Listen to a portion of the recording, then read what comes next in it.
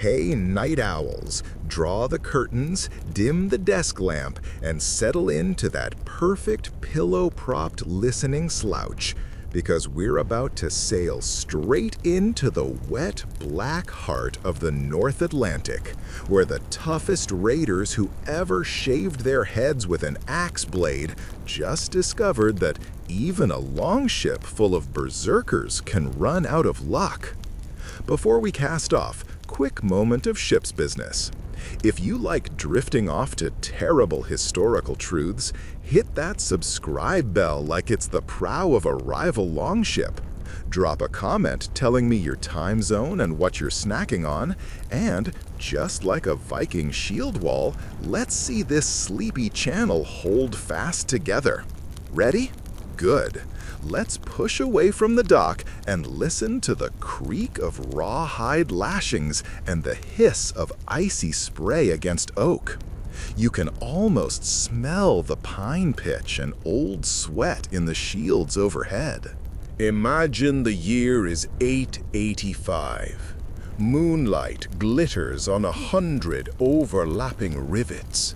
We're stowed in the prow, beside a pile of round shields, knees jammed against a dragon-head stem post. Our commander, a scarred Dane called Halfdan Ironrender, who claims he once cracked a Frankish knight's helmet just by headbutting it, has spent weeks boasting about the fattest, softest monastery he's ever heard of. A hidden one, ruled by monks so wealthy they polished their own bell cloppers with beeswax. Word is these brothers store enough silver in their crypt to sink an Oseberg ship. Easy pickings, or so Halfdan thinks. We shove off from a fog-soaked cove on the coast of what future cartographers will call northern Scotland. Salt air needles our lungs. Ropes bite our palms as we haul the dragon prow into deeper water. 30 oars punch in perfect rhythm. Splash, hiss, breathe. Splash, hiss, breathe. Our lead drummer, a man with arms as thick as barrel staves, keeps the pulse steady with a mallet carved from walrus tusk. The prow cuts through floating slush from last night's sudden hailstorm until the shore is a slate-gray smear and only sea and sky remain. Now you, listener, are wedged between two hulking rowers whose tattoos still ooze fresh ink. You can feel their ribs expand with every drawn breath. Smell the iron of their chainmail, the sour churn of barley gruel they wolfed down before dawn. The deck beneath your rawhide boots shivers with each oar stroke, and though you're bundled in wolf pelts, the spray still finds you, stinging like blacksmith sparks. Hours slide by. The sun never climbs higher than a dull copper coin behind clouds. We pass skerries where gulls scream like lost souls, dive for fish, then scatter when they smell humans. Halfdan squints at the sky, sniffing the wind like a warhound. He mutters that Odin is pleased. The tide, the breeze, the omen of gulls flying inland, all good. We row harder. But then a shape rises on the horizon. Not land. A sleek, dark shadow slicing towards us, riding the crests with a confidence that chills the bones. Another longship? No, the prow is wrong. Instead of a dragon, a broad beak guttered with copper plates. The oars flash not in triples, but in organized banks of 4. And on the deck, painted crimson shields with strange knotwork we don't recognize. Halfdan's growl dies in his throat. His second-in-command, Bjorn Two Throats, spits into the wind and says the one word every Dane hates: Norwegians. Turns out, we're not the only predators stalking this coast. Rumor has it that King Harald Fairhair's western warlords are sweeping south, taxing every raiding crew they meet, preferably after sinking them first. They'll demand tribute, trading silver for promises of safe passage. And if you refuse, they'll lash your captured helmsman to your own mast and let the sea decide justice. Halfdan swears by the 9 worlds he'll never yield his plunder. But we haven't even stolen it yet. The monastery, that honey pit of relics, might already be burning under someone else's torch. Our drummer hesitates. The oars fall out of sync. Water slaps awkwardly along the hull. Everyone stares at Halfdan. He orders full speed straight toward the newcomers. His plan? Bluff. Pretend we're here to parley. Offer them a share of tomorrow's loot in exchange for alliance tonight. Meanwhile, he'll judge their strength. The ships close. Waves slap the gap between hulls. We can see their faces now. Shaved bald, except for braided topknots. Eyes lined with black soot to cut the glare. They grin, a row of cracked teeth gnawing on chance.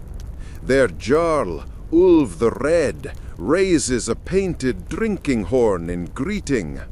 Halfdan responds with a salute of his own, an axe lifted high, frost still crusting the blade. Words fly across the waves in Old Norse, too thick for foreign ears. Ulv demands 1/3 of all treasure we find on land. Halfdan counters with 1/10. Ulv laughs, spits, and says, "We have 2 choices. Pay half now or lose all later." Halfdan's lips curl. He looks back at us. Our oarsmen tighten their grips. The tension's sharp enough to slice the clouds. But then, a sudden boom of thunder behind us. We all flinch. A storm? No, the sky is still iron gray. The noise came from the direction of land. Seconds later, a second blast, deeper this time, rolling across the water.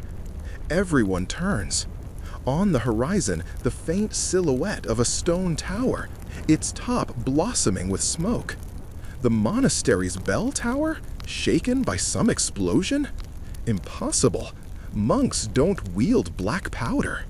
More likely, defenders. Maybe the Scots have cannon? Or the Irish? Impossible, again in 885.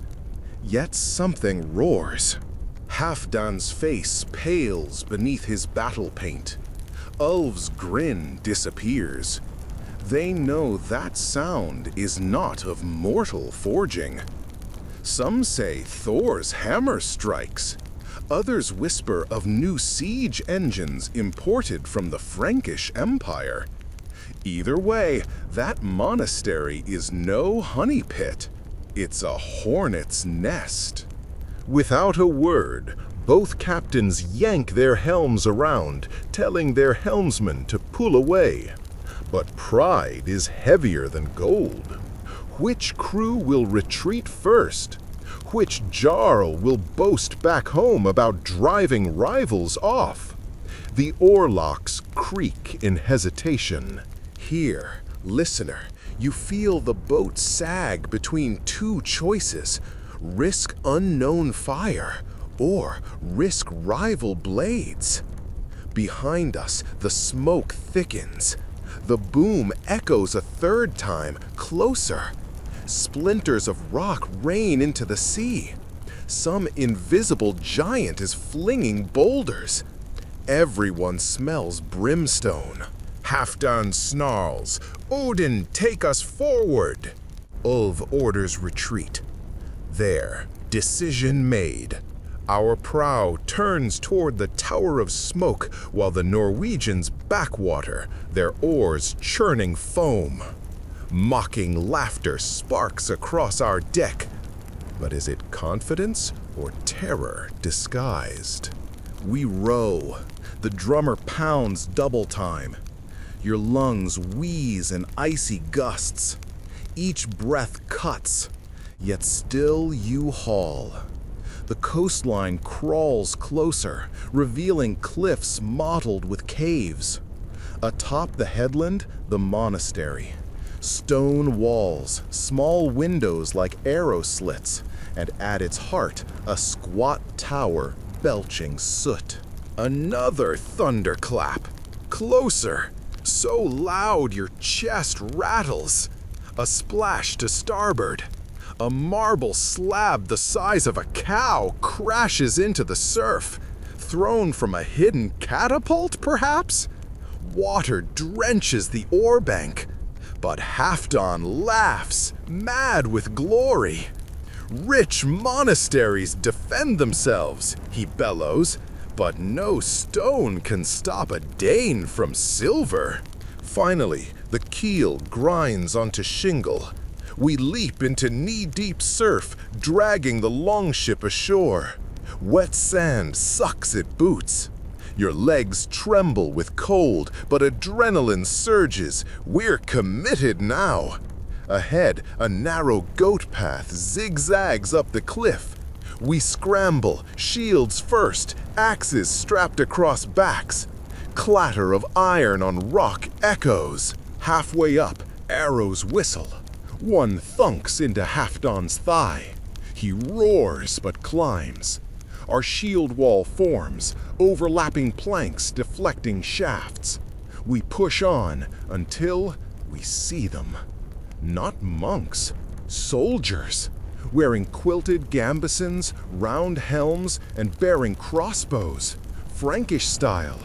Mercenaries hired to guard holy silver. And behind them, a strange device. Giant arms laden with tension ropes, crank handles glinting brass. Ballista, maybe? But no, this beast is smaller, designed to hurl heavy slabs at ships. Halfdan realizes too late, we're not raiding a monastery. We're storming a fortress disguised as one. Those bells were bait. The sacred reliquary rumor planted by these mercenary orders to lure greedy ships like flies to honey. He bares his teeth, yanks the arrow from his leg, and orders the charge. And you, listener, are shoved forward, boot heel sliding on loose shale. Ahead, bolts whistle, men scream. The first rank crumples, the second surges. The mercenaries load, crank, release. Another slab arcs overhead. It mashes a Dane whose name you never knew, just a wet crunch. Still we climb. At the lip, we crash over the parapet like surf. Swords ring, crossbows drop. In that blur of carnage, you don't think, you swing. Axe meets helm, edge bites flesh. Someone yanks your shield, you punch, their nose bursts. You live another heartbeat. Then, from the far side of the courtyard, a familiar roar. Ulv's Norwegians! They followed us after all, hoping to scoop treasure while we bleed. The defenders now trapped between two raider tides. The courtyard swirls into chaos, iron over iron, blood on flagstones echoing beneath dawn's drizzle. Listener, breathe. Feel the slick fear underfoot. Smell the sweet copper tang. Know that by dusk, somebody will stand over a mound of corpses and claim victory. Silver will flow or not. Yet that thundersling may still have ammunition. And those mercenaries fight for coin, but will die for it too.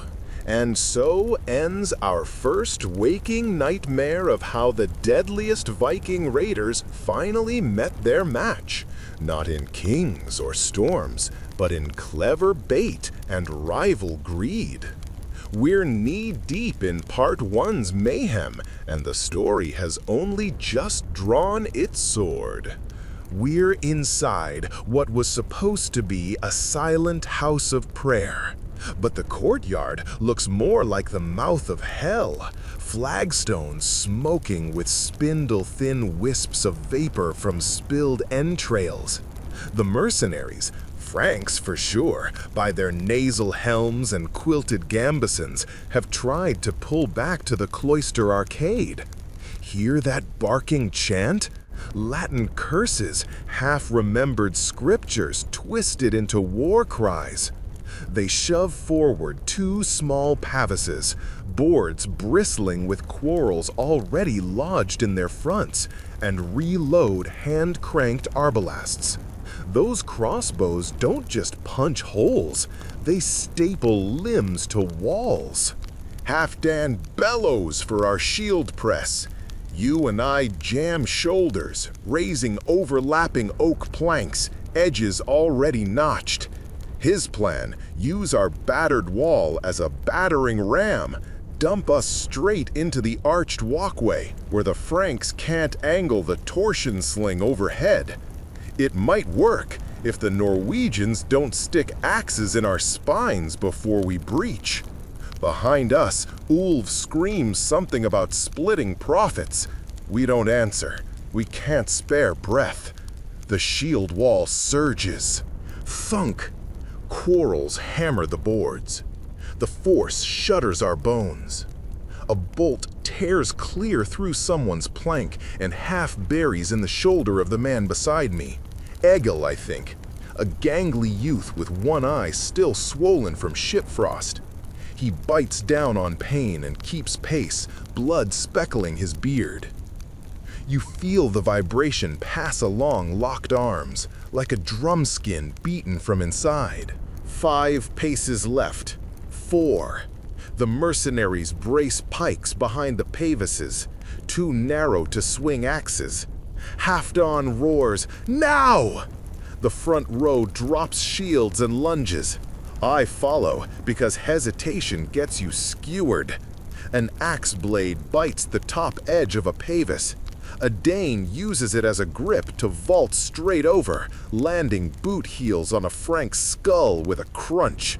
You duck under, thrust forward with a Sayax knife, feel cartilage part. The taste of stomach acid creeps into your mouth.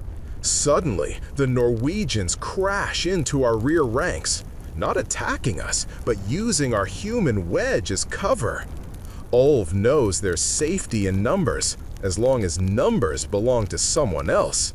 His men stab over shoulders, hacking at the same Franks who are hacking at us. We're a chaotic meat grinder chewing forward. Mercenaries collapse back through an arched door into the refectory. We spill after them. Inside, long trestle tables upturned into barricades, candles still guttering pools of wax. Wall-painted saints gaze down in shocked silence. Saints who never pictured their feast day like this. We kick over benches, stumble on fallen loaves, trudge through puddles of spilt mead intended for monks' breakfast. On the far side stands the ballista crew, 3 Franks manning a squat torsion frame, crank handles spinning. They're not aiming at us. They're wheeling the engine toward the main nave door beyond, as if expecting something worse. Halfdan forgets the loot. He wants that machine disabled before it fires again. He bowls forward. Then the floor booms. A hidden trap? No, the nave doors fly open, and in stumbles the abbot. Picture him, tonsured head, robes torn, face smeared with wood ash. He carries a gilded reliquary chest bigger than his torso, straining. and behind him a line of ragged monks dragging sacks of coin and reliquaries toward the ballista, as if to load them. Halfdan laughs, a terrible, delighted bark.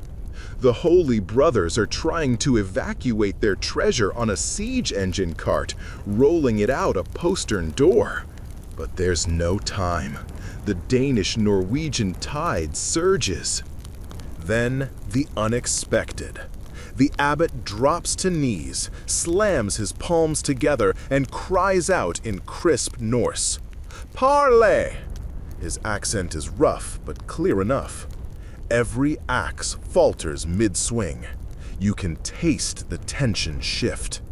Halfdan wipes sweat streaked with someone else's blood from his eyes and signals for stillness. "You speak our tongue," he snarls. "Then you know what we want." "Yes," the abbot pants. "I know you want silver, but you also want glory, and songs, and a story that will follow you to Valhalla." His voice quivers, yet somehow echoes in the vaulted hall. Monks behind him tremble like saplings in wind. The abbot claims he can grant both fortune and fame if we spare his brothers. There is a crypt beneath the tower, he says, older than the monastery, carved by Picts before Rome heard of Christ. In that crypt sits an iron-bound casket too heavy for 10 men, sealed since the time of St. Columba. Inside, relics beyond price, or curses. Local legend says whoever opens it unleashes a Draugr plague. But prophecy means nothing to pagans eager for silver. Halfdan's eyes glitter. Ulf scowls. He doesn't share loot he can't see. The abbot senses the rift and raises one trembling hand. Only 30 men can descend the ladder, too narrow for more. Choose wisely. A gamble. He's pitting us against each other. Halfdan nods slowly. 15 of mine, he declares. 15 of Ulf's. The rest stay topside. Ulf's protest dies when Halfdan reminds him whose ship outnumbered whose on the water. Begrudging agreement. We form up. You and I among Halfdan's chosen because we're still breathing and not yet limping. The monks light rush torches. The crypt entrance hides behind a votive screen featuring painted angels, now cracked. We duck through onto spiral steps hewn from rock, slick with moss. The torch smell is rancid, tallow blended with damp like wet dog hair. Steps wind downward until the air turns cold, colder than outside. Breath fogs. Bones, perhaps centuries old, are wedged into niches along the wall, skulls staring at our procession. Each torch flame guttering blue at the edges. At the base, a cavern opens, rough pillars, stalactites dribbling. In the center squats a casket the size of a market cart, banded with rusted iron, etched runes half eroded. It's strapped to a wooden sledge. The abbot's voice above trembles. Open it, and the past wakes. Halfdan, Ulf, and you ignore him. Prying bars slip between lid and base. Metal screeches. Dust plumes. When the lid cracks, a breath of stale air sighs out, smelling of peat smoke and old honey. Inside, 3 nested boxes, each smaller, the innermost of gleaming black glass. No one dares lift it. Halfdan does. His hand closes, he grunts at the weight. Ulf's eyes reflect torch flame like a wolf's. The abbot shouts from the stairs, "Do not disturb that vessel! It's St. Fergus's midnight tears, crystallized plague, sealed since the famine." Halfdan scoffs at superstition. Ulf, though, has heard such tales, relics laced with powdered curses. He steps back. Halfdan laughs louder, calls him coward. Mutiny ripples. Ulf's men growl. One Norseman growls. One Norseman swings at a Dane, splitting his collarbone. In seconds, crypt stone rings with clashing steel.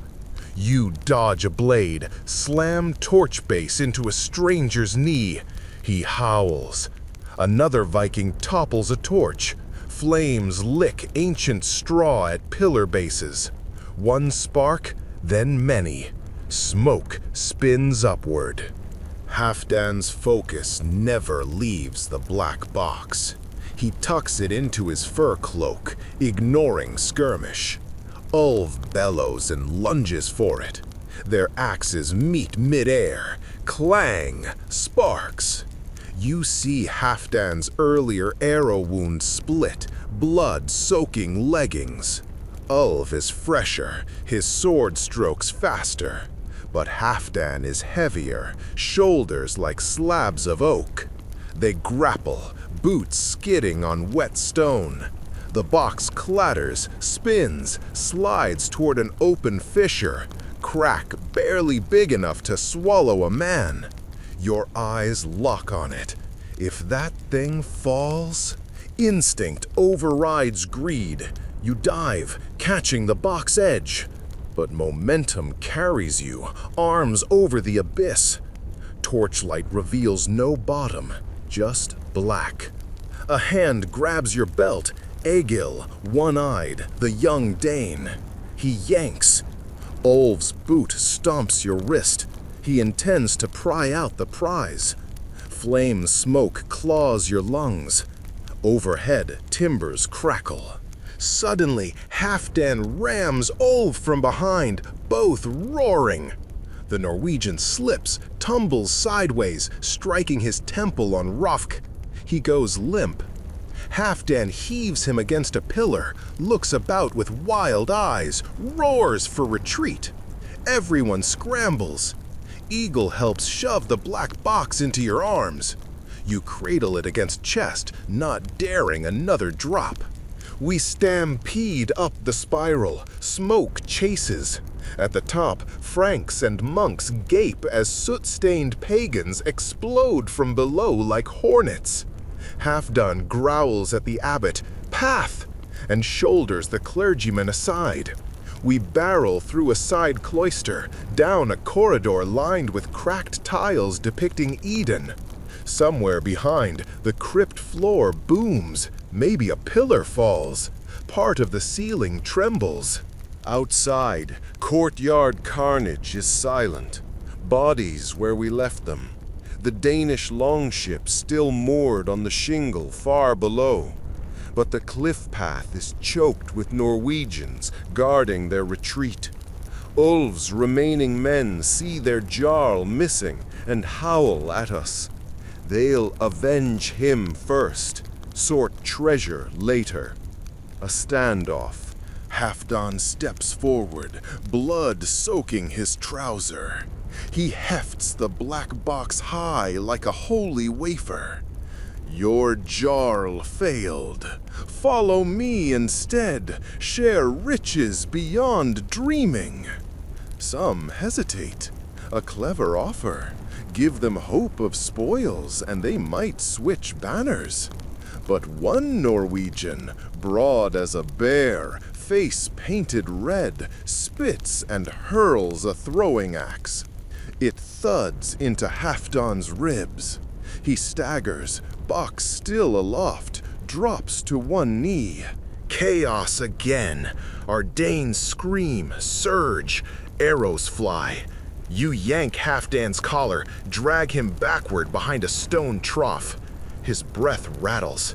He presses the black box into your hands, wheezes. Carry it to the ship, or smash it and curse them all.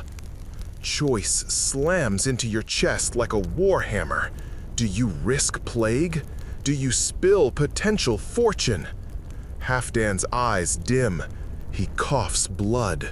Meanwhile, Egil and 3 others rally around, forming a small shield knot. You clutch the vessel. It feels warm now, oddly pulsing. The monk's prophecy gnaws your mind. Midnight tears, sealed famine. Decision. You nod at Egil. He understands without words. 2 shield bearers cover your flanks. Together, you sprint for the goat path while remaining Danes form a rear guard. A boulder zings past. An arrow grazes your calf. Pain flares but doesn't stop you. Feet hammer shale, heart hammers louder. Halfway down, the wave crash drowns pursuit. You slip, slide on loose gravel, nearly pitch over edge, but Eagle's grip steadies. Below, the longship rocks and surf. Only 3 sailors left guarding it, wide-eyed at our return, missing half the crew.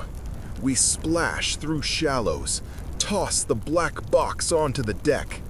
It lands with ominous thud. Sailors mutter signs against witchcraft. An arrow streaks, shattering the steering oar. Another hits a rower's thigh. Norwegians crest the path behind, war cries rolling. Eagle yells for cast off. We heave the prow around as 2 Danes on the cliff top chop the mooring ropes. The ship drifts, then rides a swell clear. Oars dip, bite, water turns white. On shore, the monastery tower suddenly belches a column of smoke darker than before. Flames crown its roofline. Whether from torches, ballista mishap, or crypt fire, we cannot tell. But stone crumbles. A bell breaks loose, crashes down the cliff, spraying shards. The sound echoes across the inlet, a dirge for all futures lost inside. You collapse onto the rowing bench, arms numb, the black box resting like a sleeping demon beside you.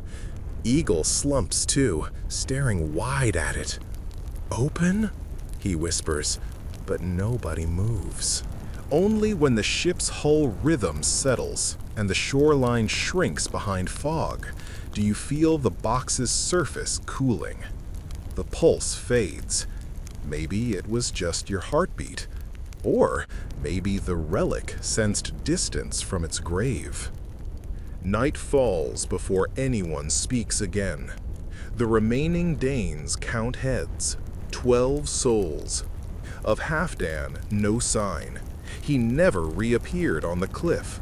Ulv presumably bled out below. You, once a nameless oarsman, now clutch the prize that cost 2 crews and a holy fortress. Sailors look at you differently, fear tinting greed. Finally, you stack driftwood torches amidships and gather around. Someone suggests casting the box overboard to appease sea spirits. Another argues to open it. Silver would buy a kingdom. Eagle turns to you. You pulled it from hell's crack. Your choice. And so we end tonight's second vigil, the sea yawning like a dark god beneath our hull. Will you pry those iron bands and risk whatever saintly curse coils inside? Will you hurl the whole fortune into the abyss and sail home broke but breathing? Or will a third path beckon? Find a wizard, ransom it to kings, maybe spark a war bigger than any Viking dreamt? No one's rowing. We've let the sail luff slack to keep the vessel drifting northward on a slow tide, because oar beats echo too much like heartbeats, and everybody is listening for something worse than surf. Eagle, one-eyed, sinewy, loyal beyond sense, sits cross-legged across from you, a whetstone hissing along his sacks just for the comfort of the noise. The others, Brand the lantern thief, Kettle frog kicker, Guthrum the younger, who still smells of milk, and 7 more whose names you barely caught in the chaos, hover around the mast in a ring of jittery silhouettes. They keep glancing at the black box lashed at your feet as if it were a viper, yet none of them moves to get farther away. Terror and greed both have gravity. Wind slides through the rigging with a whisper that sounds like someone murmuring Latin prayers. The displaced monks promised plagues for thieves. Sailors remember. Brand spits into the bilge to ward off spirits. Guthrum traces Thor's hammer across his chest.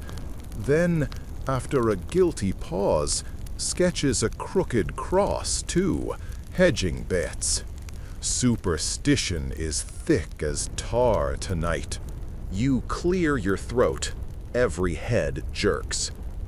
We can't drift forever, you say, voice low.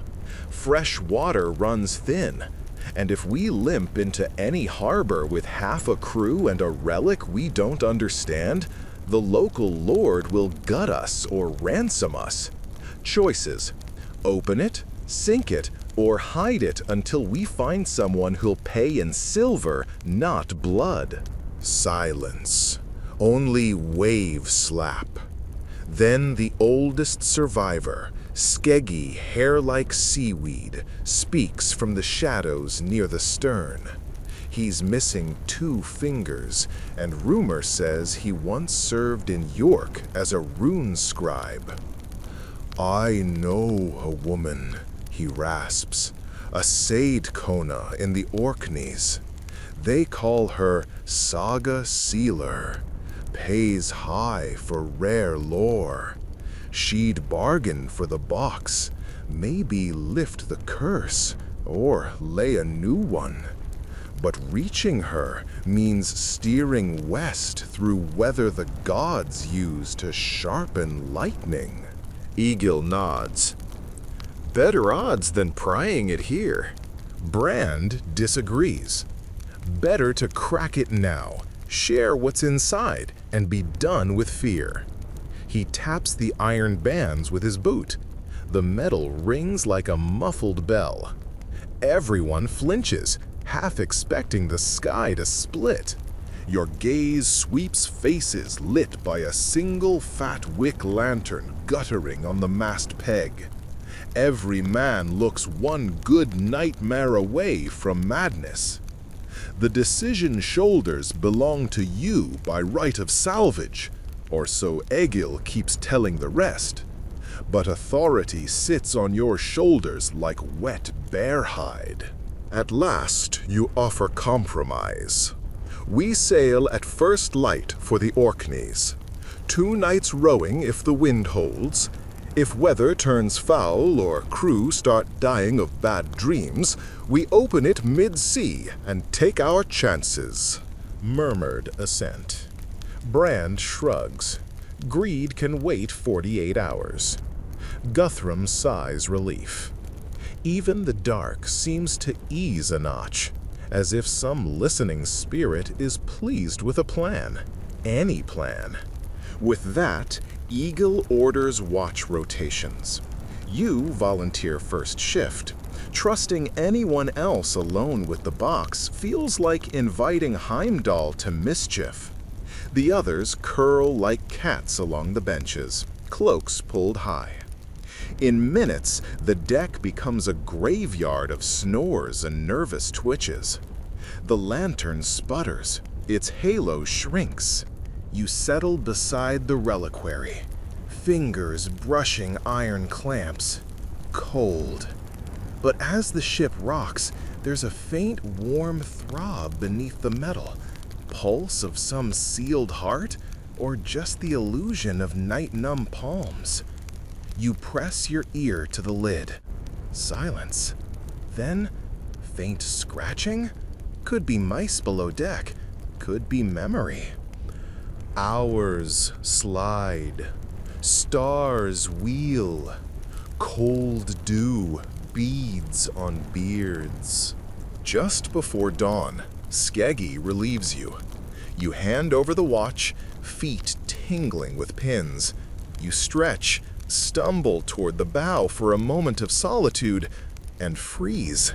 10 strides ahead, Brand crouches over the chest, pry bar wedged under an iron band, working silently. You move, slipper light, but he hears the deck creak. His head snaps up, eyes gleaming amber in lantern glow. Couldn't sleep, he whispers. Figured I'd peek, just a peek. If treasure's harmless, we waste time sailing west. You raise open palms. Brand, step back, we agreed. He grins, wolfish. Agreed? We voted with fear, not sense. With a grunt, he levers. Iron groans.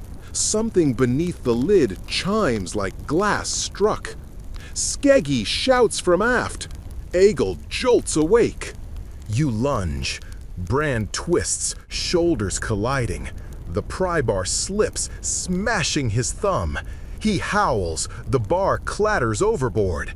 But the lid gap widened, finger width.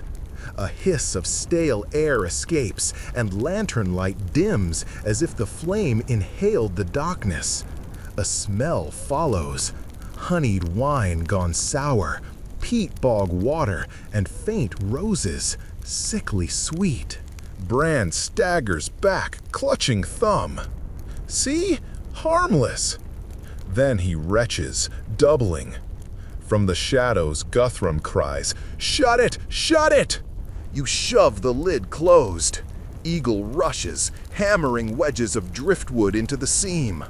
Brand collapses to knees, sweat streaming, eyes rolling white. You push him onto a bench, his pulse races. Moments later he convulses, vomits black mucus flecked with blood. Terror spirals through the crew like winter wind.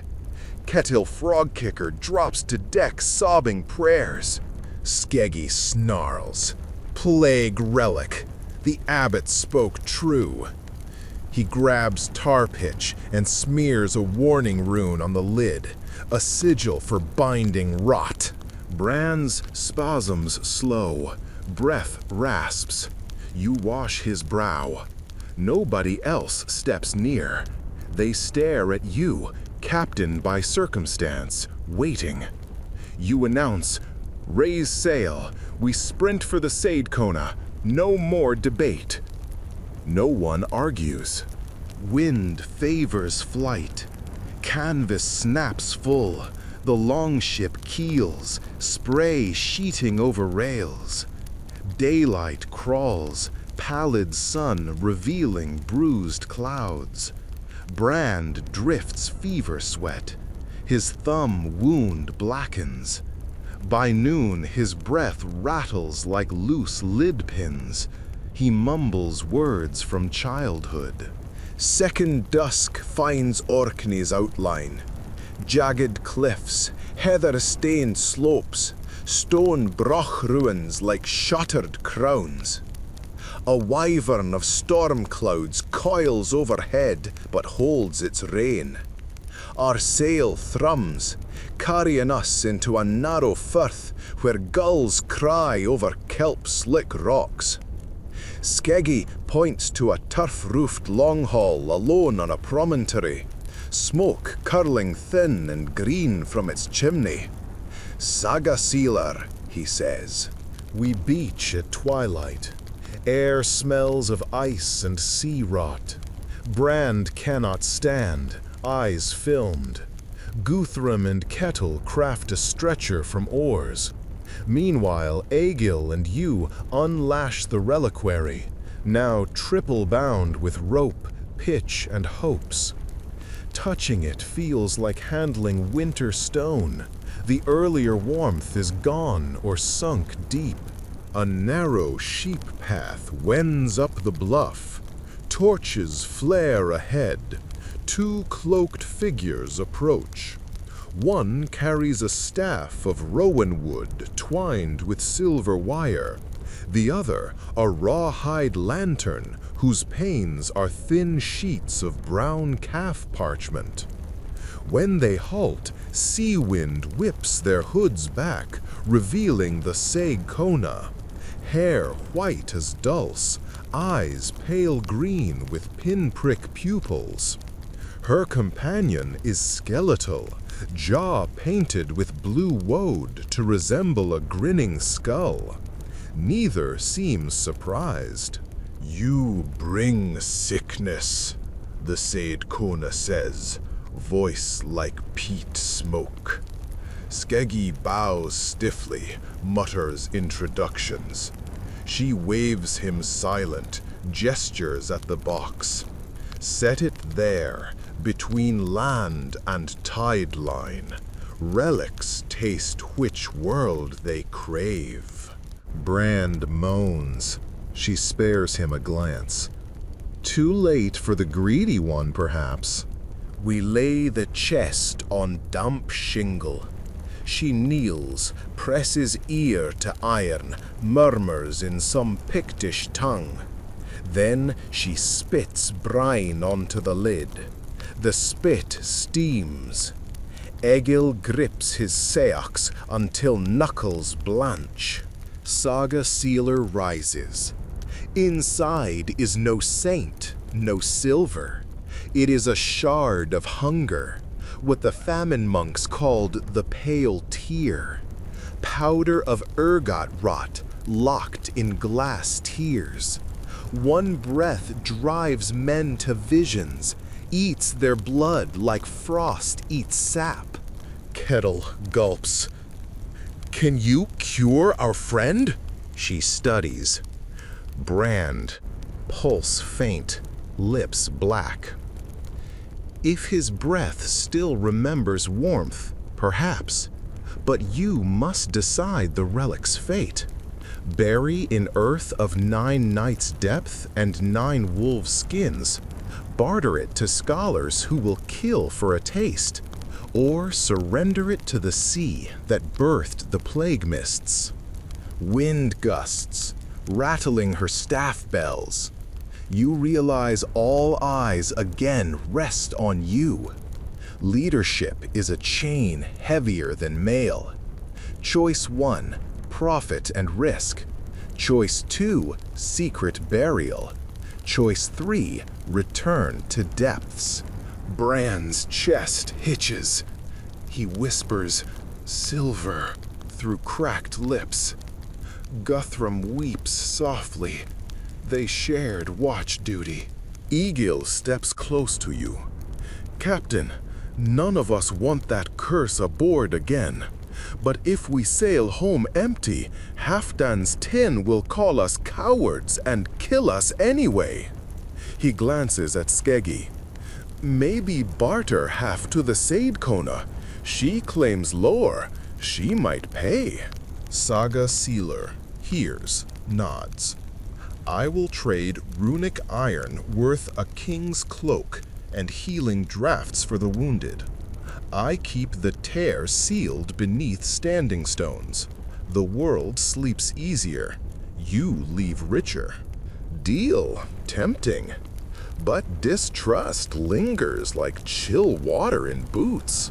What if she means to weaponize plague? Yet leaving with nothing may doom the crew to vengeful clans who expect spoils." You clear throat. "Heal Brand first. If he lives by sunrise, we'll bargain." Her eyes glint, but she agrees. The skull paint companion unfolds a hide bundle of herbs: mandrake, angelica, crow garlic. They mash, steep in iron cauldron hung over driftwood flames. Steam curls sweet bitter. They bathe Bran's thumb, smear paste on his lips. He trembles, then sighs. Color creeps back to cheeks. Black streaks fade to ash gray. Crew murmurs awe. Night deepens. Saga Sealer bids us camp on shore. Her hall is warded against relic taint. Eagle sets watches. Nobody protests. You slump beside a drift log, eyes gritty. The distant reliquary squats under moonlight, shrouded in sea mist like a crouched bear. Dreams come hot and vivid. You walk through barley fields turned to bone-white stalks, sky swirling with ash flakes. A bell tolls under the soil, each note feeding worms. A black tear drips from your eyelid onto the ground, where it sprouts silver coins that melt into screaming mouths. You wake before dawn, heart hammering, taste of roses and rust on tongue. Camp stirs. Brand sits propped by oar crutch, weak but alive. The crew's relief is palpable. They crowd him, clap shoulders. Saga Sealer arrives bearing a chest of iron rings, each etched with protective runes. Payment, she says. Save enough to quiet Hafton's kin. She gestures at the box. My guardians will enter it under tide and stone. Decision finished. By mid-morning, 4 of her masked thralls haul the reliquary towards standing stones perched on the cliff's brow. They chant low as surf. Egil leads our men in silent salute, warriors honoring a foe too foul to face blade to blade. You feel weight lift from lungs, though a sliver of longing bites. Fortune drowned, legend smothered. But maybe legends that stay buried are kinder to those who live. At noon, we push off, sail belly full of steady western breeze. Brand waves weakly, head swathed in linen. Skeggi fingers his rune rings, lips moving in half-remembered sagas. Guthrum laughs for first time since the Abbey. Before the Orkney headland sinks below waves, you turn aft, watching the cliffs fade. Somewhere beyond that horizon, a plague sleeps again. You hope the earth never rolls enough to wake it. Crew settles to oars. Egil claps you on shoulder. Captain without crown, he chuckles. But men will sing how you outfox death itself. You smile, thin, wary. History's songs edit horrors into heroics, but the screams you heard under Abbey stones will keep you humble. Evening paints the sea copper. Gulls wheel overhead, free of curses, hunting fish. You call the crew together near the mast. Friends, we carry scars and sorrow, but also iron rings worth safe passage home. We can buy back our dead's honor, give widows comfort, and sail again another season. Murmurs of approval, eyes shining. You add, yet tales matter too. When we reach the Skald's fires, tell them the truth. Greed almost doomed us. Unity redeemed us. And sometimes the richest treasure is the breath left in our lungs. They nod, solemn, a lesson etched deeper than axe cuts. The long ship glides east under star-speckled dusk. Spray kisses cheeks, salty but sweet. For now, the wind is kind. The deck feels whole, and nightmares stay behind Orkney stones. The gulls had scarcely vanished into the lavender haze behind our stern when dawn bled gold across the bows, and with that soft light came the first uneasy sight of home. Capes of dark basalt, cottages pressed to the shoreline like limpets, and, most ominous of all, a thin coil of smoke rising from the mead hall where half-done iron-render's kinsmen kept vigil.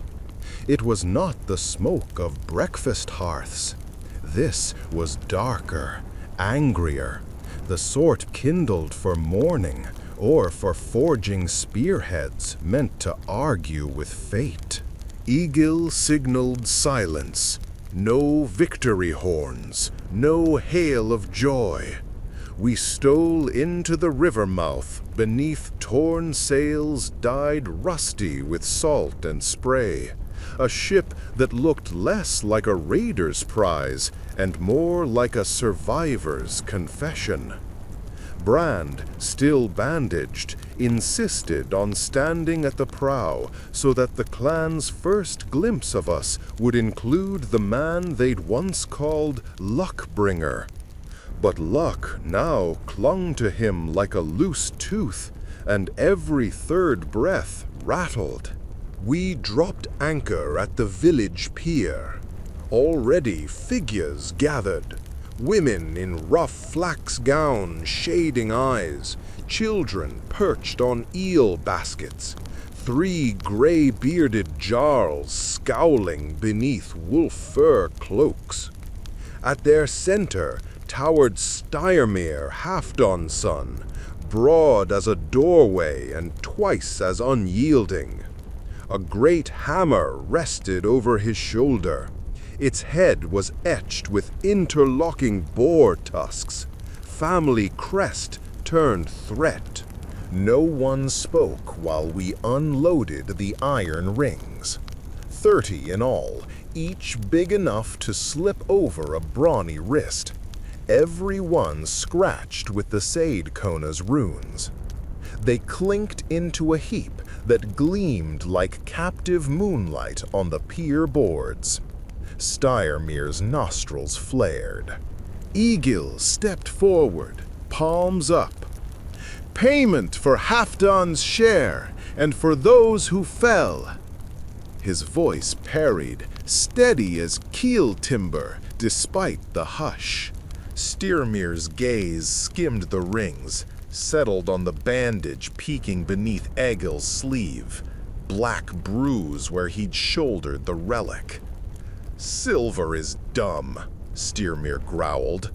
Tell me in words why my father's brother lies under foreign earth while you breathers bring trinkets. He advanced. The crowd parted like grass under hoof.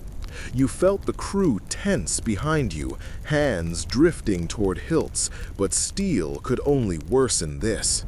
So you matched Styrmere's stride, heart thudding. Your uncle died free, you said, hammer in hand, buying the rest of us moments to escape a plague no blade could cut. His courage kept the curse from these shores. Let that be the saga. Styrmere searched your eyes for weakness. Finding only fatigue, he grunted. He jammed the hammer butt to the pier with a crack that sent gulls screeching. Then, surprising everyone, he slid a ring onto the haft, honoring the fallen as equals instead of spoils. The saga will be sung, he said at last. But if whispers reach me that you sold half-truths for profit, I'll hang your tongues from the shield wall. The threat felt oddly merciful.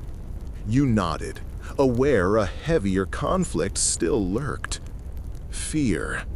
News of a plague box spreads faster than wind in rigging. Mothers would clutch children tighter. Traders would shun our silver, and winter would stalk every hearth if panic took root. So, for 7 days, we spun simpler tales. We told of a monastery overrun by sickness, of brave men retrieving holy ointments and trading them for rune rings. We praised Halfdan's charge and Ulf's last stand. We omitted the tear.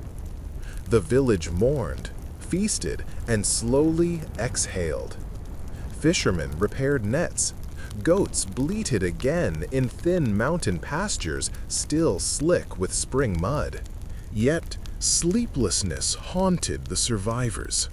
Brand woke screaming of black-eyed monks crawling through deck planks. Kettles shunned ale because the froth reminded him of disease foam on Brand's lips.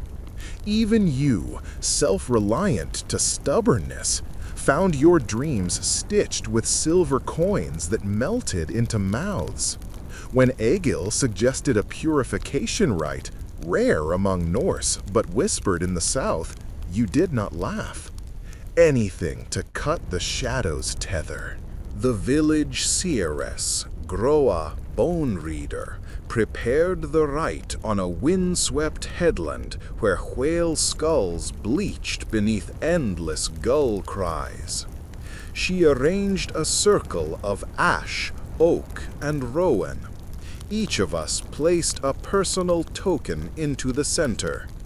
Egil his whetstone, Brand a tuft of his own charred bandage, Guthrum the shell he'd carried since boyhood. You laid down the tiny iron key the monks had used to lock their reliquary cupboard. Souvenir turned burden. As the sun slid behind bruised clouds, Groa intoned sagas older than Odin. Flame leapt from oils, sparks spiraled skyward like fireflies seeking home. When she smashed a clay jar of salt water over the pyre, a hiss rose. The same hiss you'd heard when Brand cracked the chest. But this time, the sound drifted upward and away, into gull wings and sighing reeds. Afterward, something loosened. The air felt less watchful. Egil even managed a grin around his scared eye. The crew walked back to village in companionable silence, touches of laughter skipping ahead like pebbles over calm water. 2 weeks later, Styrmir summoned you to the Longhouse. Feasting benches had been cleared. Only torches and a weather-stained map remained. He pointed to a ragged circle drawn around the northern cape. "Ships vanish here," he said. "Sails found floating, hulls missing, bones washed ashore stripped of marrow. Some blame pirates, others witch storms. I blame nothing until I see it." He jabbed a finger at you. "Your men faced plague darkness and lived. Sail with me, find truth for our coast." He offered coin, sure, but coin was secondary. Something in his eyes, respect, grudging but real, pulled at you stronger than silver. Besides, idle hours bred memories.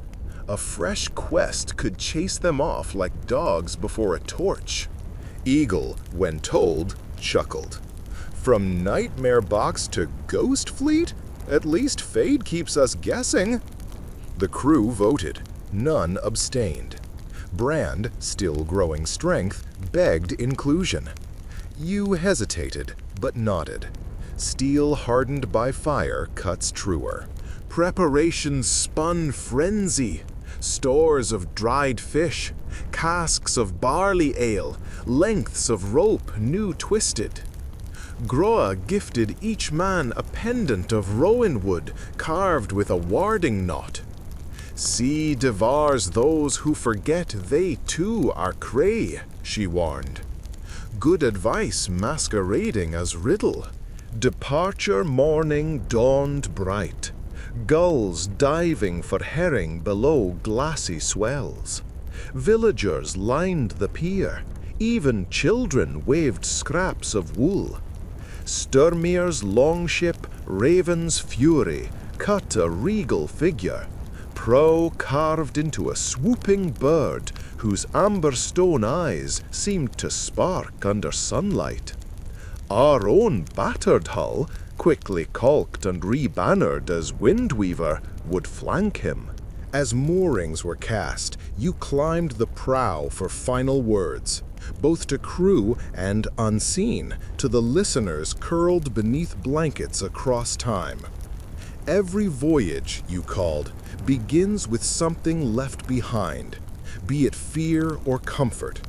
But we sail north not to chase death, instead to pin it down so our kin may sleep easy. Sturmir gives muscle, we give memory. Together we bind the unknown. You caught Sturmir's faint smile. That alone felt omen enough. Hours melted into oar rhythm.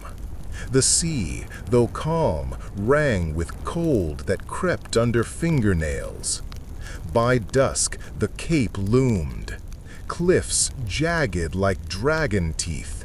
Forests of pine above, whispering in laments. Mist patched the water, sculpting ghost shapes that formed and unformed. Raven's Fury signaled halt. Both ships hove to, lanterns shuttered. Aegil cupped a hand to your ear. Hear that? Nothing. No gulls, no wave lap, as though the ocean held its breath. A soundlessness thick enough to choke. Sturmir's horn brayed once, deep, mournful. Echo died too fast, swallowed. Then, from the fog, a glow. Lantern? No. Green, floating waist-high in air, drifting closer. Another blinked behind it, then three more, a string of eerie beads. Brand whispered, "Willow the sea." Shapes emerged, hulks of ships half submerged yet gliding, timber sagging but propelled by unseen oars. They circled wide, herding us. On their decks stood figures of tar-slick black, eyes glowing like embers. Not men, statues? Wraiths? Eagle's hand found yours on the rail, squeezing once. "We face it," he said, steady. Sturmir roared orders. Our crews readied spears, arrows dipped in pitch, hearts pounding hollow drums. One phantom bark slid alongside, so near you smelled rot and salt mingled. Up close, the deck figures resolved. Sailors, yes, but wrapped in tar-drenched canvas, mouths sewn shut with copper wire. Their lanterns dangled from ribs exposed through slits in cloth. Dead crews chained to ghost keels, condemned to patrol. Why? How? Mysteries for scholars, if scholars ever heard this tale. For now, survival trumped explanation. Eagle loosed a flaming arrow. It struck tar, whooshed into hungry blaze. A corpse jerked, wire snapping. The fire spread, racing rigging like festival ribbon. Screams erupted, not from stitched mouths, but from the void, high and distant, as if the sea itself protested. Other ghost ships closed, hulls bumping ours with nightmare-slow inevitability. Tar corpses toppled across rails, clutching, dragging men toward decks slick with death. Steel met rib, sparks sang. You fought side by side with Stürmer, hammer and sword carving circles of red. Brand, fever-spent, drove a spear clean through 2 bodies at once, shouting Halfdan's name. But numbers pressed like endless surf. Then you remembered the Seith Kona's rings. Their warding runes burned icy against your chest. You ripped the pendant free, pressed the wood to a corpse's brow. It hissed, smoldered, and the tar shell cracked, leaking brine that steamed away. The corpse sagged, dead. Again. This, then, was the key. Rowan and flame. You bellowed the discovery. Rowan pendants flashed across decks, pressed to tar. Eagle smashed cask lids for makeshift torches. Fire and wood turned tide. One by one, ghost vessels caught blaze that green lanterns could not quell. Finally, the fog itself blushed red, curling away. When dawn clawed across wreckage, only 2 living ships floated. Our decks stank of ash and sweat, but the sea aroused itself, lapping waves like normal water again. Exhausted cheers cracked hoarse throats. Yet, victory carried ransom.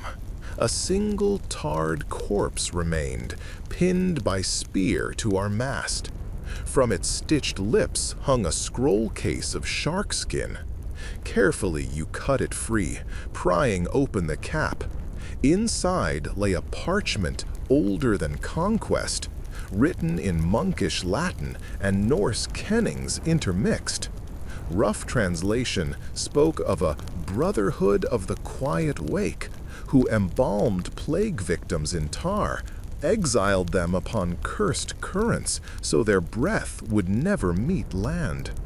Those currents circled this cape, an eternal quarantine, broken only when greed or curiosity trespassed. Styrmir steered at smoken horizon. We burn what's left, raise markers of warning, and speak this lesson to every shore. The crew nodded, battle sober. The capes would bear new cairns, maps would ink fresh crossbones where none dared fish. Evening of that long day, while sails snapped homeward, you gathered listeners, both on deck and through unseen candle glow, curled behind screens miles and centuries away. You've drifted with us through fog thick as memory, and stood where dead men guard the line between plague and hearth, you murmur. If you wish to know whether the quiet wake truly sleeps now, or if deeper tides still stir, press the like runestone, scribble your musings below, and ring our seafarer's bell, so you're aboard when next the prow nose into dusk. Should your eyelids weigh like anchor, let surf hush your dreams tonight, knowing that somewhere a cape of dragon teeth glints, and brave fools tend its fire. Night fell in layers that evening, each darker hush drawing you down from waking triumph toward a quieter, more intimate dread. With the last embered glow of the ghost fleet dead astern, Raven's Fury and Wind Weaver rode an uneasy swell beneath blank, star-swallowed heavens. No moon, no wind, just the creak of rigging and the muffled scrape of rig pins turned by sailors who moved as though every footstep might snap the world in two. You drifted the decks until even the pitch-smeared rails began to look like crawling shapes. Then, finally, exhaustion pinned you near the mid-mast. There, Brand lay half-propped against a coil of rope, his skin stark as drifted snow, except where tar burns marbled his forearm. He was awake, eyes bright and unfocused. "See it?" he whispered. You followed his gaze. At first, nothing, just the horizon's ink edge. Then, like a faint oil shimmer, a band of pale green rippled low across the north. Aurora light, perhaps, though you'd never seen it so far south. For Brand, though, it echoed the ghost lantern glow. He shivered, and you pressed the Rowan amulet against his palm until his fingers folded around it. No words, just the warmth of living flesh to remind him that here, aboard this battered wood, life still outranked whatever haunted horizon skies. At dawn, whispers wove across both ships. Water casks half empty, salt pork barrels swelling with rot, and the wind still absent. Raven's Fury normally drank from 2 freshwater barrels each day. Both now stank of brackish slime no one dared taste. Guthrum knelt beside an open cask, sniffed, and jerked back as if slapped. "Tides inside," he muttered. "Clean water turned to sea." Eagle looked to you, always to you when the familiar rules fail. "Currents have shifted," he offered, "or the casks leaked." Yet his face betrayed doubt. Woodstaves don't leak upward. Something ancient and spiteful had followed us from the wake. Sturmir ordered sails furled tight to conserve crew energy. He set teams to scraping barnacles from hulls and checking lines, busy work to keep hands from trembling. Meanwhile, you and Eagle spread parchment charts across a deck crate, tracing a route southeast toward a fjord rumored to hold a freshwater spring right at shore. It meant shaving dangerously close to reefs, but thirst made the choice simple. Before noon, a breeze teased the rigging, faint but promising. Sails blossomed. By mid-afternoon, both ships surged toward the fjord's narrow throat, a sheer cliffed passage half hidden behind a skeletal sea stack that looked like a giant's finger wagging warning. From the crow's nest, Kraka called down that breakers slammed the reef in chaotic spirals. Raven's Fury veered to port, searching deeper water. Windweaver followed. That's when the fog returned. Not rolling, but dropping like a curtain so fast you could swear you heard it hit the deck. Visibility shrunk to arm's length. Oars were called to ready, the cadence steady yet anxious against the hull. Sound carried strangely. The dip of our oars echoed back at odd angles, as though other crews rowed in parallel just out of sight. "Line to Fury," you ordered. A heaving line arced through vapor, thudded unseen, then jerked taut. A moment later, Sturmir's gravel timber echoed back. Tide. For an hour you inched, guided by muffled surf booms and the creak of mutual rope between ships. The fjord mouth should have appeared by now, or at least the looming cliffs. Instead, you drifted in a cotton womb where time pulsed sluggish. Crew voices thinned to hoarse murmurs. Thirst cut tongues like gravel. The water ration had been suspended at dawn, and lips now split crimson. Brand collapsed at the steerage, delirious. You knelt, tipped the last sip from your skin onto his cracked mouth. The Rowan pendant still nestled beneath his fingers, but his breathing rattled wet. Fresh water soon. You lied with conviction so strong you nearly believed it. Then the line to Raven's Fury snapped. A jolt shivered the rail. Egil fell against the mast. Shouts erupted through mist, confused, scattered. You called Sturmir's name. No answer. The fog seemed to swallow voices mid-breath. "Sound the horn," Egil urged. You lifted the curved ram horn and let fly a blast. The reverberation rolled outward, then returned, doubled. An echo or a reply? Hard to tell. From starboard, oars struck something solid. Clunk, scrape, then splintered. A reef? But charts placed reef's port side. You leaned over, squinting. Ghost pale stone jutted inches beneath the surface, striated in spiral ridges. It looked unnatural, like the spine of some drowned behemoth. More segments rose ahead, forming a jagged labyrinth. "Back oars!" you cried, too late. The current, an undertow you'd not felt until that second, dragged Windweaver forward. Hull ground against ridges, sparks of pain and timbers beneath your feet.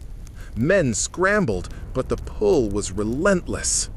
Then, as abruptly as it began, the current died. Fog thinned into tatters that whirled upward, unveiling a sight that stole breath. The fjord's mouth wasn't cliffs at all, but a cluster of colossal whalebone arches thrusting from the seafloor, an ossuary reef built of leviathan ribs.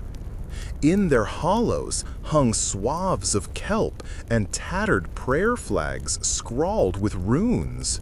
Beyond, at the basin's heart, crouched a stone structure, ringed terraces descending like an inverted tower, each tier cut with steps etched in serpentine patterns.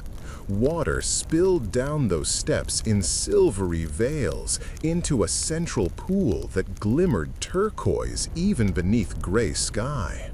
And there, anchored against the lowest stair, floated Raven's Fury. Relief surged. Then hesitation. For a sacred well, it felt wrong. Too pristine, too silent. But thirst excused caution. Lines were cast to secure Windweaver beside the other ship.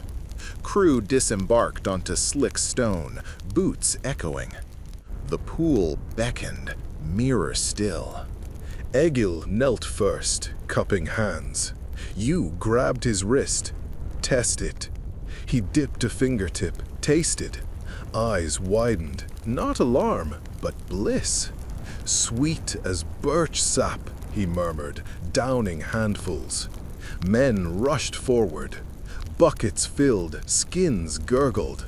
Brand gulped greedily, color blooming in cheeks. Even Styrmir, stoic rock, drank, then breathed a laugh. The god's gift at the edge of despair, he declared. While the crew reveled, you explored.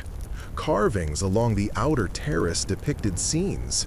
Robed figures guiding tar-wrapped bodies into boats headed for sea. The same quiet wake sect? In one panel, a woman with antler headdress poured water from this very pool onto a sick child who rose hale. Water of cleansing, perhaps. But another panel chilled the spine. The same woman kneeling before a giant skeletal serpent whose fanged jaw dripped dark water into the pool. The inscription below, half Latin, half runic, roughly translated, "Life and death drink from the same mouth." You hurried back. Already men were filling second skins. You called Sturmir aside, pointed to carvings. His brow furrowed. He glanced to the pool, now clouding where stirring feet had muddied silt. A shriek split the air. Guthrum clutched his stomach, eyes bulging. He fell, convulsing. Another sailor collapsed, foam at lips. The water in barrels turned yellow-black, swirling like oil. Brand vomited a rope of blood. "Spit it out!" you roared. But panic had them swallowing curses along with poison. Eagle retched, staggering. Sturmir seized a bucket, hurled it across the terrace, commanding men to purge. You dragged Brand to a step. His Rowan pendant burned hot. "Rowan!" he gasped. "Fire!" The memory struck. Tar corpses dissolved under Rowan heat. Could this water's curse share origin? You ripped torches from sconce holes along terrace walls, ancient but still stuffed with resinous reeds. A spark from flint set them ablaze. You thrust one into the pool. Water hissed, recoiled, turning from black to smoky gray. The stench of rotten brine rose. Styrmir caught on, plunging more torches. Where flames touched, corruption retreated. Some sailors crawled from edge, coughing. Others lay still. Egil pressed a torch to Guthrum's chest. Steam curled as sick water seeped from pores, leaving him gasping but alive. Soon the entire pool boiled, not from heat, but from something writhing beneath. The water parted, and up reared the skeletal serpent of the carvings. Huge spine, skull lined with lamprey teeth, fleshless yet sinewy with black kelp veins. It thrashed, scattering men like dice. You met its empty sockets with iron key steel resolve. Raising the torch, you charged across slick stone, jabbing for the eye cavity. Fire bit bone, splintered. The serpent shrieked, a sound that shook terraces. Styrmir hammered vertebrae. Eagle flanked, slicing kelp ligaments.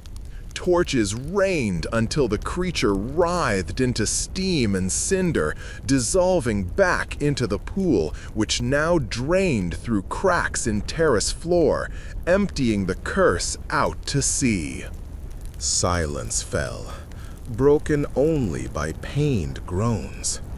But the water left in skins had cleared, pure again, as if the serpent's hold broke with its bones. You tested. No foulness lingered.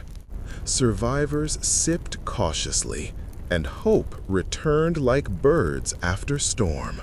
Counting heads, you wept to find 14 gone, swept by serpent coils off terraces into sea abyss. A heavy ransom, but not total ruin. Guthrum lived. Brand, though pale, could stand.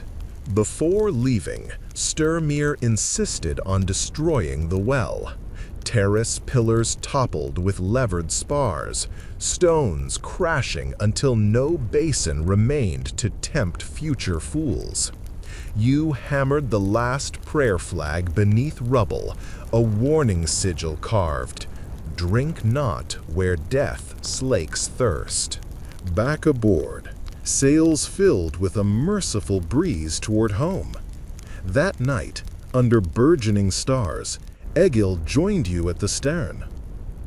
2 curses in one voyage, he said. Either we're hunted, or we're meant to learn.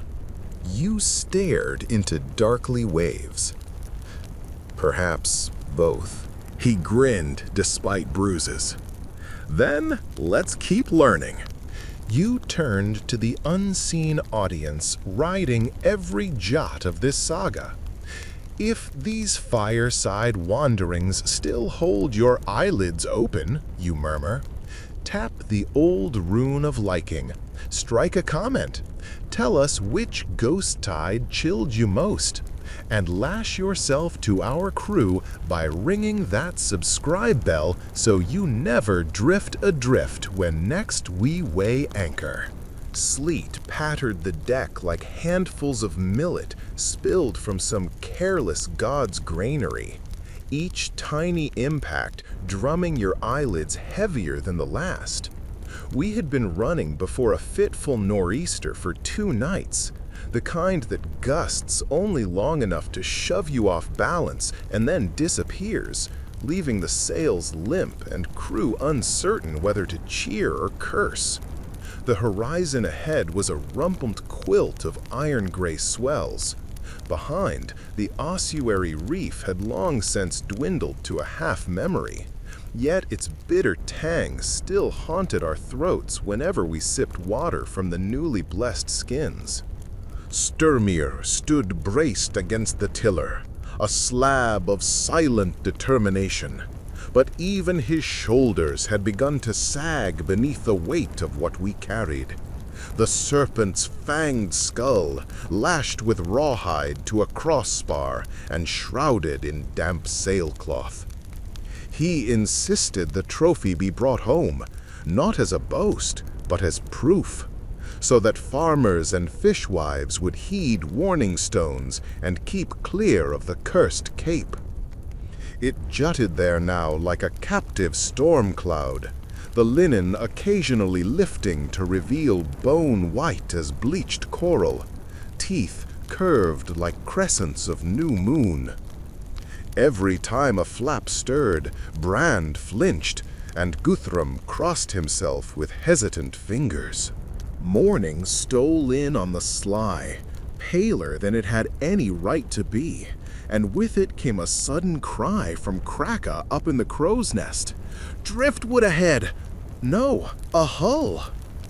Eyes snapped skyward, then forward. Through the gauzy haze you spotted a low shape bobbing. As Windweaver closed, details sharpened. A small merchant cog, sails shredded to ribbons, mast snapped but still attached by rigging like a broken limb stubbornly hanging on. No crew, no cargo on deck, just a smear of rust brown along the gunwale that looked disturbingly fresh despite the cold. Sturmir grunted orders, and we hove to, lines ready. The plan was simple: board, search for survivors or clues, strip anything useful. The execution felt less simple once Egil and 2 oarsmen clambered over. Your palms sweated on the rail as their boots hit the silent wood. Moments stretched. Then Egil waved beckoningly. You crossed last, cutting the gap with a single plank. The merchant's deck tilted underfoot, swollen seams weeping brine. The brown smear resolved into a line of handprints, each sliding downward toward the scuppers as though someone had been dragged. Guthrum opened the forecastle hatch. A stench billowed, rot tinged with something acrid, metallic. Torches lit, we descended. Below lay the crew, or what remained. 3 bodies slumped against hull ribs, faces slack, lips blue. Their tunics and hair were soaked, but not with seawater. Their skin glistened oily. Egil knelt, touched a forehead, then recoiled. Cold, but not long dead. He lifted fingers to nostrils. Eyes watered. Pitch? Tar? Brand examined a broken amphora at their feet. The shards reeked of pine tar mixed with safflower oil. Odd cargo for these waters. Tar for sealing, maybe, but the pungency suggested something brewed stronger. You recalled the tar canvas corpses. An uneasy thread tugged. In the stern storage, you found more amphora, intact, stamped with a seal, a stylized wake beneath a lily. None of us recognized the mark, But the lily suggested monastic origin. Another sect of the Quiet Wake? Perhaps distribution arms disguised as traders. Before theories could ferment, Kraka shouted from deck, a raw alarm that ripped straight through planking. We scrambled up. Off Windweaver's port bow loomed 3 low silhouettes, triangular sails dark against glare. Coastal galleys, oars gleaming like centipede legs. Painted on their lateen canvas was the same Lilywake emblem. And they were closing fast. Options flickered. We could flee. Windweaver outran most galleys in fair wind, but we had minimal sail set and lines still tethering us to the corpse cog. We could cut loose and hope, or parley. Sturmer chose neither. With a roar, he ripped the sailcloth from the serpent's skull and heaved it high on the yard. The pale fangs caught dawn's wan light like fiery beacons. Egil hurled a torch into the merchant's hold. Tar amphora erupted in thick black blaze. Flames licked rigging as we shoved off, ropes snapping into the sea. The galleys faltered. You could almost taste their hesitation across the water, some recognition of their guardian now charred behind us and of its vanquishers before them. But zeal outran caution. Drumbeats thundered, oars dug, and they surged. "Archers!" you called, though shafts were scarce after earlier battles.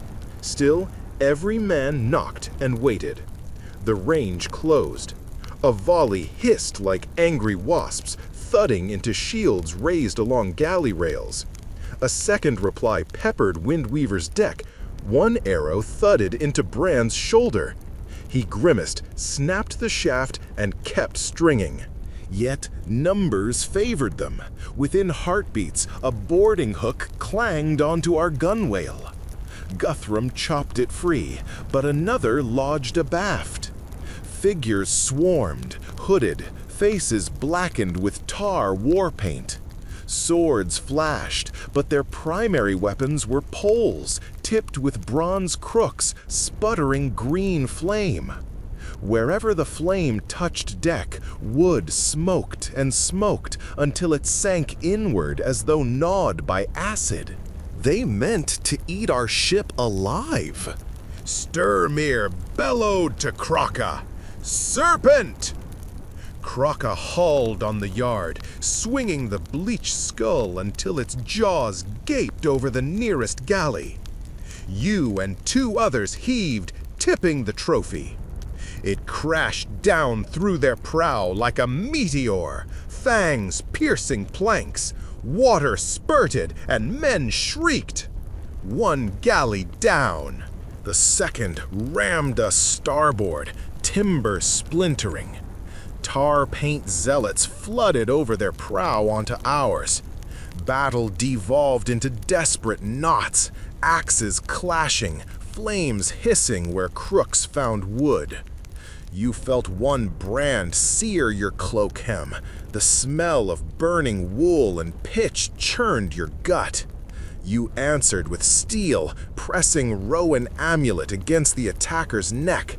His paint sizzled, skin blistering, and he reeled astern. Brand, pale but furious, drove a spear through 2 invaders, then collapsed to knees, blood sheeting his sleeve.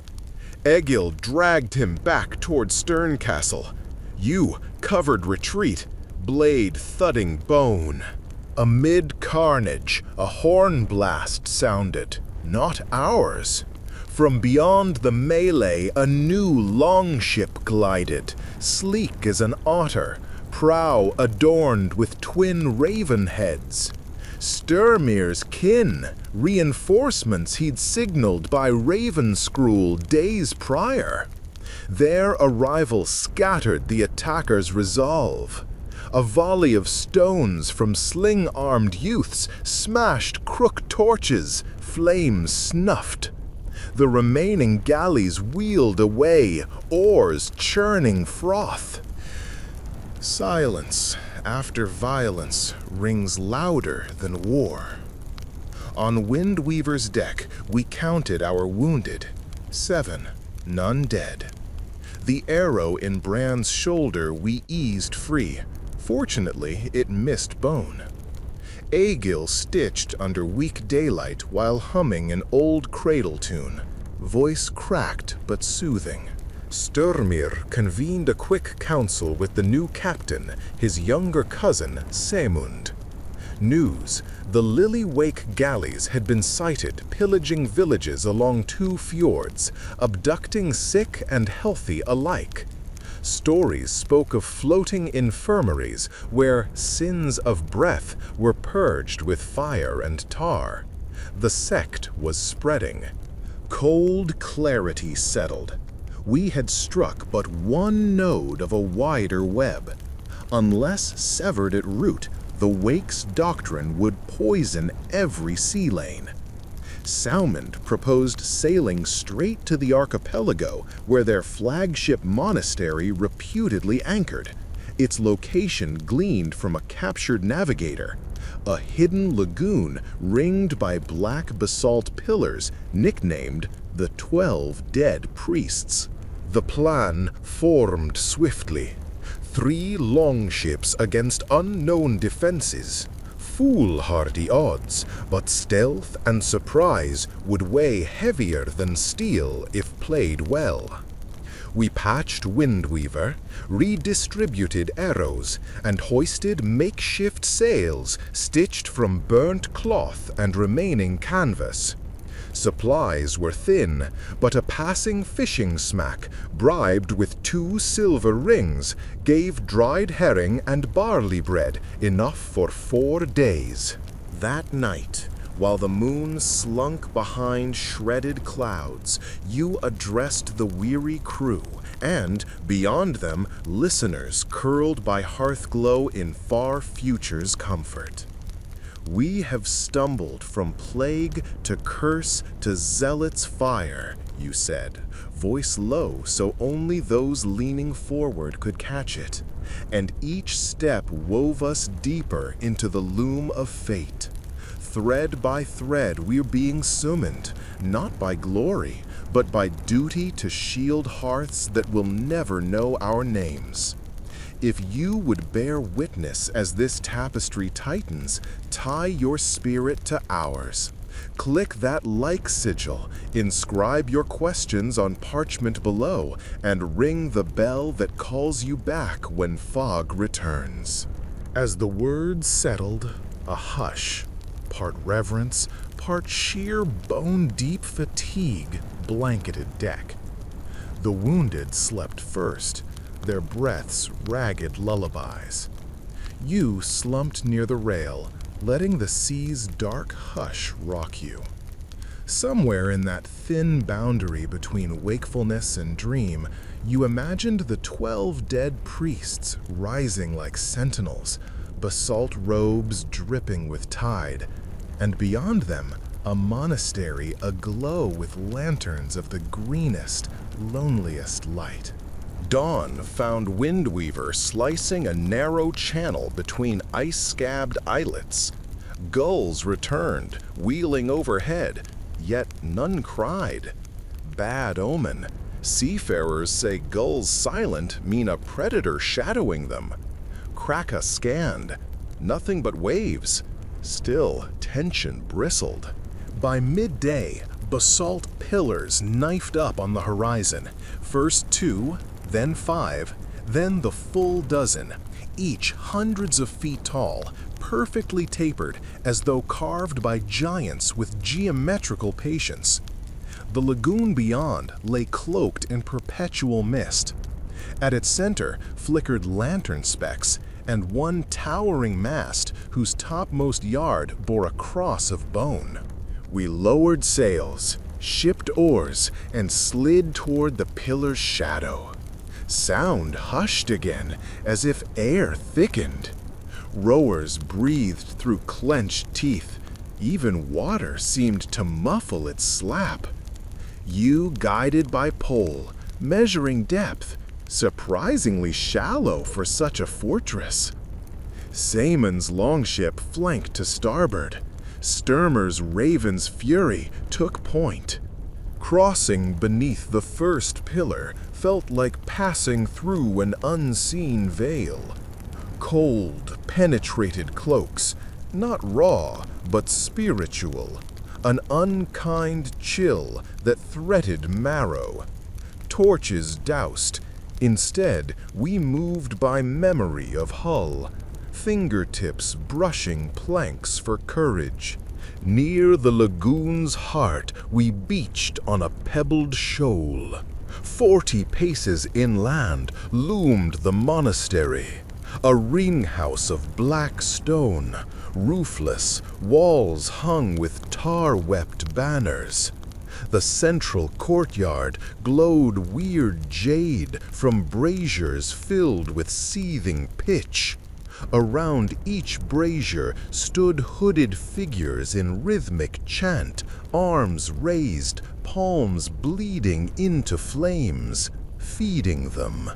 Between those rings and us lay ranks of prone bodies on wooden litters, all trussed in tar canvas, but not yet sewn. Living victims awaiting transformation. Some writhed, moaning. Others stared blankly at sky, resigned. A hush of resignation heavier than chains. Hearts hammered. Plans, no time. Sturmir, hefted hammer, whispered, "Break the ring." We advanced, rowans and steel out, silent until the first tar acolyte looked up, shock widening eyes before Sturmir's hammer broke his jaw. Chaos flared. Chants twisted into shrieks, but their shock advantaged us.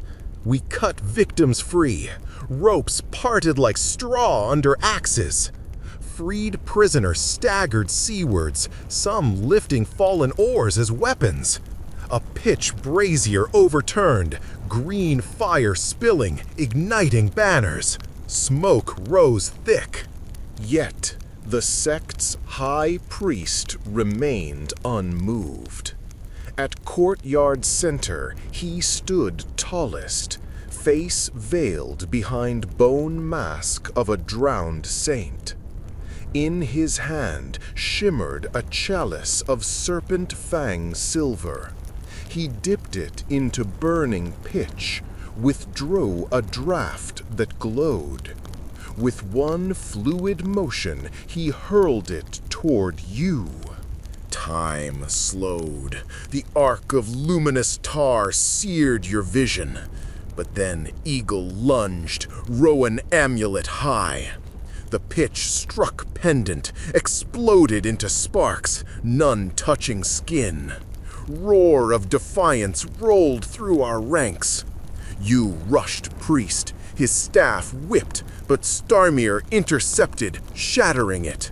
You grabbed his mask, tore away. Beneath, a face tattooed with lilies and wakes, eyes black inked to whites. He hissed, lunged with hidden blade. You parried, then pressed Rowan wood to his forehead. Smoke. Scream! He fell thrashing. As fire leapt from brazier to brazier, the monastery became inferno. Surviving zealots fled into lagoon, only to meet Simon's longship crew blocking shallows. No prisoner remained bound. We herded them aboard, 32 souls, fisherfolk, traders, even 2 children. At last, with smoke towers painting dawn behind basalt guards, we shoved off. Windweaver groaned under weight of rescued, but hope buoyed hulls more than salt foam ever could. Behind us, the ring house collapsed, tar flames sending up one final roar like a dying leviathan. Hours later, safe beyond stone sentinels, we regrouped. Bran's shoulder bled anew. Guthrum's side bruised purple.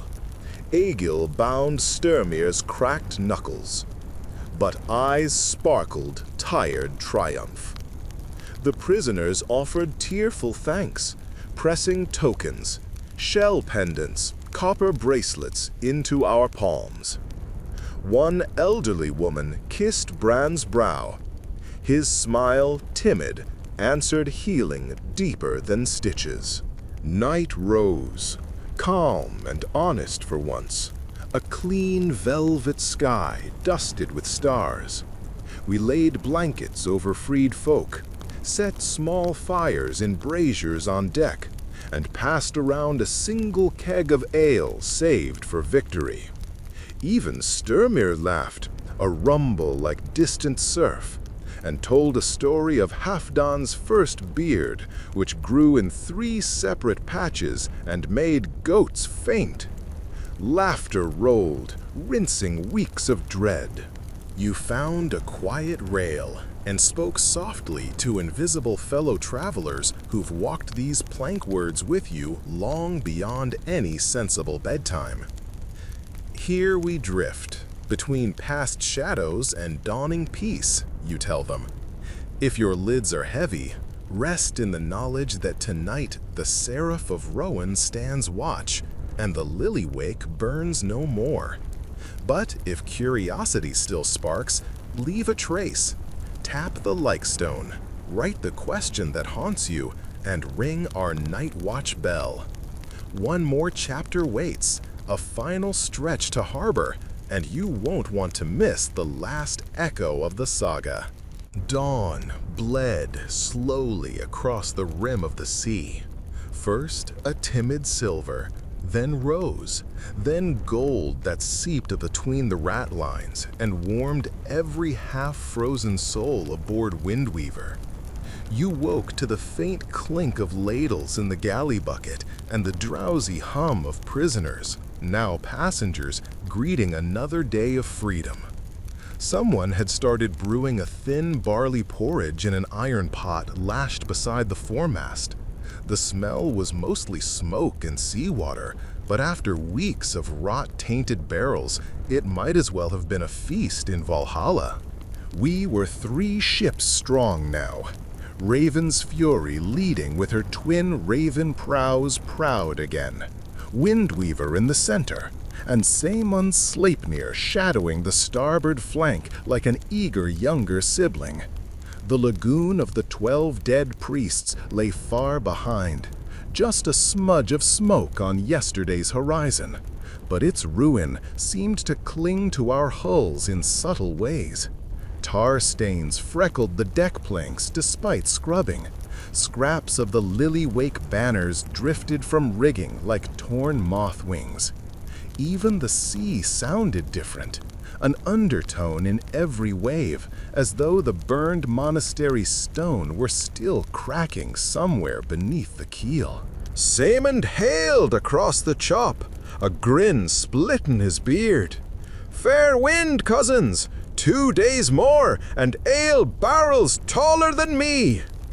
The rescued fishwife Berta, her hair still matted with tar but eyes bright, raised a ladle in salute. Laughter scattered like gulls into the rigging. It felt brittle, yet right. A storm might break at any time, so you laugh when you can. Brand emerged from below, with his arm bound in fresh linen. He'd been feverish in the night, dreaming of serpent bones and green fire, babbling in languages none of us spoke. But now he stood steady, though pale. He pressed the rowan pendant to his heart and exhaled, as if grounding himself on the deck's steady pulse. Egil joined you at the rail, rolling his shoulder, an ugly bruise visible where a zealot's staff had clipped him. "I keep counting the stripes the sea's given us," he said, "and still it finds blank skin." He squinted west toward faint blue haze that, if the charts were honest, ought to be the headland guarding our home fjord. think they'll believe us when we bring a serpent skull and 32 battered strangers? They'll have to, you answered. Easier than believing the sea sprouted bones to drink souls. Egil chuckled, then grew serious. When we land, word of the wake will spread wider. They'll regroup somewhere we've never seen. He tapped the deck. Maybe we killed a branch, not the root. You nodded. But the branch bit deepest. If folk know it's poison now, they'll be ready. Below, Sturmir bellowed instructions to refit sails for a gentler breeze. His cracked knuckles were bandaged with strips torn from the lily banner, a delicious irony he relished. He caught your eye, gave a curt nod. The course held true.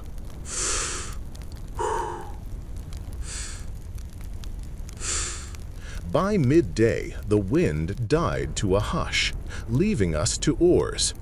Passengers offered to row. Sturmir accepted only a handful. Strength must return gradually. Guthrum, bruised but unbroken, supervised stroke.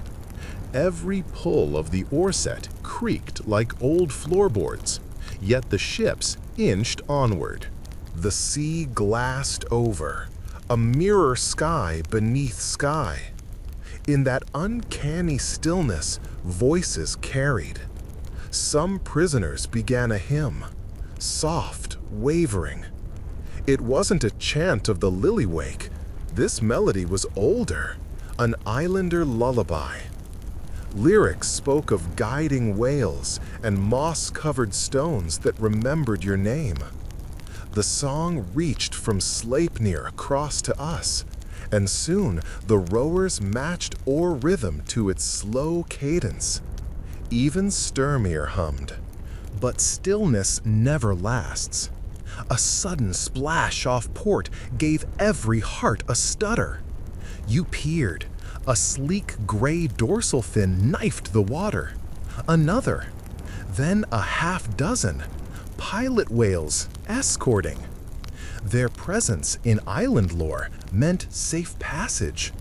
Birta whispered thanks to whichever god still listened. The whales shepherded until late afternoon, then vanished south. As if in trade, wind returned, light from due west. Sails bloomed, oars shipped, water flew under keels again. Boom! The second night after our escape, pale aurorae unfurled in strips overhead, curtains of green and pink dancing silent. Deckhands stared up slack-jawed. Some wept. Brand leaned against the gunwale beside you. That first night, I feared light like this meant death, he murmured. Now it feels cleansing. Skyfire chasing out the last smoke, you agreed. Semund hailed. We'll make the headland by sunrise. Drink while we still have sea legs. Kegs were broached. Thin ale for rationing, but sweet enough. Cups clinked. Freed prisoners recounted their capture stories. Nets by night, promises of healing that became chains. Each tale braided fury with relief. Styrmir swore to petition the thing to send warships south. Egil planned to copy the monastery's symbols onto warning carvings. Yet one question threaded every conversation. Why did the sect crave tar-wrapped bodies? We speculated. They believed disease was a demon housed in skin. Burning tar trapped it. Or perhaps their hooded leaders harvested something from the melted fat. No answer satisfied. You resolved to consult scholars, though you doubted scrolls would hold clearer light than the nightmares already scorched behind your eyelids. 3! Dawn of the third day cracked gold over the headland. We rounded the point, gulls screaming welcome or protest at intrusion. The fjord opened wide, studded with knuckles of rock and a scatter of fishing skiffs hauling nets. At sight of our battered prows, villagers left nets half-hauled and rowed to intercept. From Raven's Fury's deck, Sturmir lifted the serpent skull high on a pike. Gasps rippled across water. As we approached the pier town of Skaldvik, church bells rang, part alarm, part summons. Children raced along the shore, pointing. The dock burst with bodies, traders, fishwives, Jarl's envoys. Lines were tossed, boots thudded onto planks. The reunion tasted bittersweet. Families rushed captives they recognized, sobbing, laughing. Others we freed had no kin here. Villagers still wrapped them in cloaks, led them to fires. You barely had time to breathe before Council Elder Ragna strode up, her braid gray as winter rope. She eyed the skull, then you. Inside, she ordered. In the longhouse, the story spilled. The ghost fleet sparks, the ossuary reef, the cursed fountain, the serpent, the lily-wake, the burning monastery. Council faces shifted from disbelief to horror to awe. When Sturmir laid the serpent fangs on the table, even skeptics drew back. Elder Ragna spoke last. What is proof without warning? The wake may root elsewhere, as yew sprouts from fallen limb. We must carve runestones, send heralds, arm ships. She fixed you with flint eyes. Will you captain one of them? You felt raw splinters beneath nails from weeks of rigging and wanted nothing more than sleep in a bed that didn't roll. Yet memory of tar orchards choking innocent lungs stirred. Aye, you said, but first we bury our dead.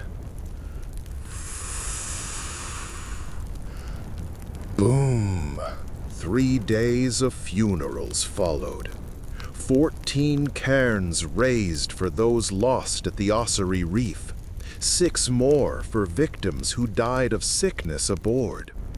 Each cairn crowned with driftwood rune of rowan and whalebone, so land and sea would guard them. Brand sang a lay, voice still hoarse but strong, of water that forgets, but stone that remembers. Children listened wide-eyed. Some would later carve stories in sticks, mimicking his cadence. On the 4th day, a storm brought sleet again, the same cold needles that had drummed your eyelids before the final push. Under that sleet, the council gathered to ratify next steps.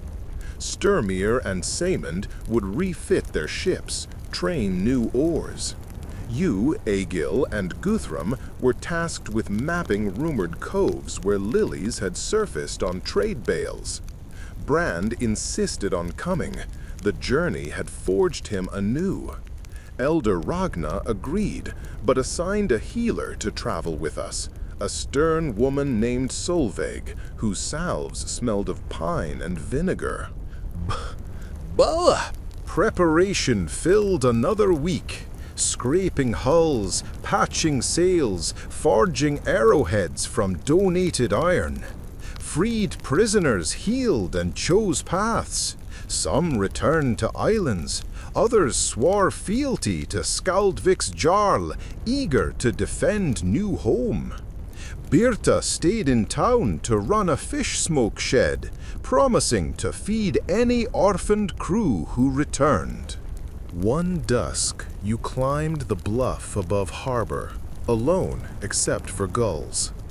Below, Wind Weaver bobbed at anchor, fresh pitch gleaming. The serpent skull now hung over the Jarl's gateyard, a stark warning shape.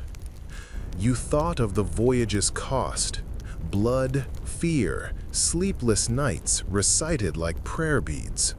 Were we better for having faced the dark? Or merely changed, our innocence charred like the banners we burned? Footsteps rustled. Eagle appeared, cloak flapping. He handed a flask, sweet thyme mead. For courage, he said, though his eyes asked a deeper question. You drank, warmth flooding ribs. Ready to carve another scar? You asked. He smirked. My blank skin dwindles. Below, torches ringed the pier. Sturmir's booming laugh carried up. Solvig's healer tent glowed amber. Sleipnir's prow shone like a polished spear. Egil stretched a hand to the sky where the first aurora tendril blossomed. Whatever tomorrow shapes, we'll step into it together. He clapped your shoulder. Come, there's a council of children demanding a tale before bed. You followed him down, heart easing. That night, in the great hall, you recounted the saga. You, the unseen watchers who have sailed every word, and the crowd huddled beneath antler-braced rafters. You spoke of ghost fog thicker than sleep, of water that turned to poison, of serpent bones and lily fire, of courage found in rowan pendants and strangers' hands. Candles guttered low, yet not a listener drifted. When you finished, hush lingered until a child whispered, "Will the sea be safe now?" You knelt to meet his worried gaze. "Safer," you answered, "because you'll remember. And memory is the first net that catches shadows." You turn to the invisible hearths beyond the hall. Every viewer rocking in a modern chair. Every half-asleep wanderer using these words as pillow. If the tide of this story has cradled you into calm, you said, gift us the kindness of a like press. Let your thoughts loose in the comments. Tell us where in the saga your heartbeat quickened. And lash your dreams to ours by ringing the subscribe bell so you'll be aboard the moment our next voyage casts off. Eagle chimed, "No rune or rowan saves a man alone. Community does. Your voice is an oar. Don't leave it idle." Laughter bubbled. Candles were snuffed. The hall emptied into gentle dark. 3 stars. You finally slipped into the guest cot allotted to heroes, though heroes seldom sleep easily. But exhaustion silenced gouts. In dream, you walked a shoreline where basalt pillars lay toppled, and children built sandcastles between them, no longer afraid. Gulls cried, not warning, but joy. Water lapped harmless at your boots, clear, with no serpent coil beneath. Morning's light through shutter slats woke you to Solveig prodding with willow bark tea. Windweaver's sailcloth snapped outside, impatient for fresh horizon. A voyage ends, another begins. But this tale draws its last breath here, dear viewer. Let its hush settle over you like a wool blanket warmed by ember glow. Drift now. Should the dark stir with echoes of green flame, remember the rowan, remember the whales. Remember that courage is simply fear that has found a hand to hold. When you wake, we'll be somewhere beyond the next headland, charting tales for another night. Until then, sleep deep, dream kinder seas, and know you are counted among crew. Good night, Voyager.